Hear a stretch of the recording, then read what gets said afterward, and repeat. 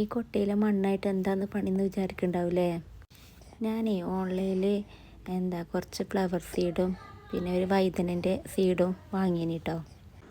അപ്പോൾ ഏതായാലും ഇന്നത്തെ പരിപാടി അതായിക്കോട്ടെ എന്ന് വിചാരിച്ച്. എൻ്റെ മോളാണ് കേട്ടോ ഈ പോട്ട് മിക്സ് ഇങ്ങനെ നിറക്കണത്. പിന്നെ ഈ പാത്രം നിങ്ങൾ നോക്കണ്ട, പാത്രമൊക്കെ പഴയ പാത്രമാണ്. അതിന് ഞാൻ ഹോളിട്ട് വെച്ചേക്കാണ്. സീഡ് നട്ടക്കാനല്ലേ, അപ്പം അത് മുളച്ച് വരുമോ എന്താ അറിയില്ലല്ലോ. അപ്പം നമുക്ക് മുളച്ച് വരികയാണെങ്കിൽ പുതിയ പോട്ടിലൊക്കെ സെറ്റാക്കി വെക്കാം. ആണ് കേട്ടോ സീഡ്. ഇത് റെഡ് പെറ്റോണിയ കേട്ടോ.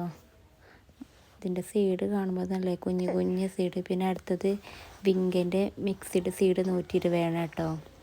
പിന്നെ വൈതനൻ്റെ വൈറ്റ് ലോങ് കേട്ടോ, അതാണ്. പിന്നെ മാരിഗോൾഡില്ലേ, ഫ്രഞ്ച് മാരിഗോൾഡിൻ്റെ റെഡാണ്.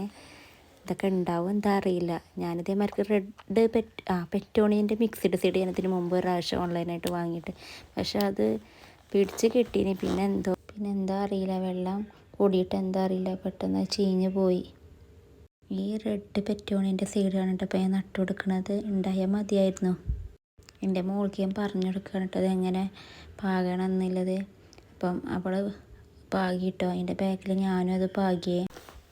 ചെറിയ തരി കണ്ണിലും കൂടിയും കാണാൻ പറ്റാത്ത അത്ര പോകുന്ന സീഡാണ് പെറ്റോണിയൻ്റെ. പിന്നെ ഇതിൽ വിങ്ക സീഡാട്ടോ ഞങ്ങൾ നട്ടേക്കണത്.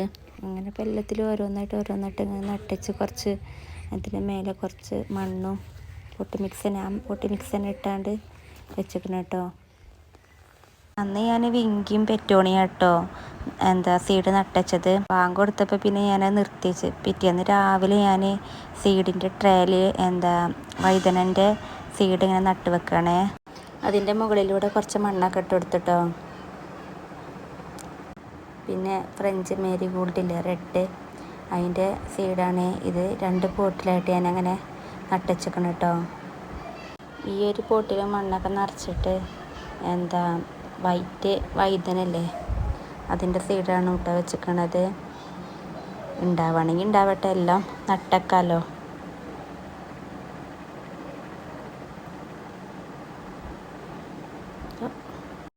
പിന്നെ ഈ നട്ടേക്കണതൊക്കെ ഞാൻ ഉണ്ടല്ലോ, ഞങ്ങൾ പഴയ അടുപ്പുണ്ട്, ആ അടുപ്പിൻ്റെ അവിടെയായിട്ടോ കൊണ്ടുപോയേക്കണത്.